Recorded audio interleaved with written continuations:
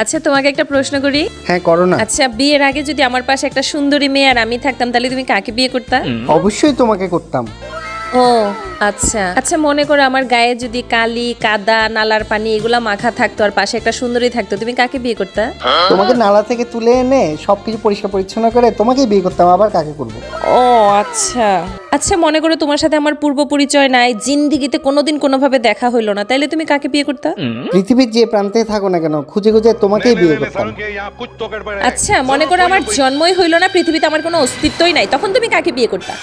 তোমার জন্ম না হলে সেটা তো আর আমার হাতে না, এটা উপরের হাত। তখন কি আর করা, কাউকে না কাউকে তো বিয়ে করতে হবে, একটা মেয়ে দেখে বিয়ে করে ফেলবো।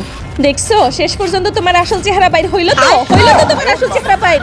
আমি জানতাম তুমি অন্য মেয়ে বিয়ে করতে চাও, আমি জানতাম তোমার মনে মধ্যে অন্য মেয়ের আছে, আমি জানতাম তুমি অন্য মেয়েকেই চাইছো সব সময়, তুমি আমাকে কখনো বিয়ে করতে চাও না।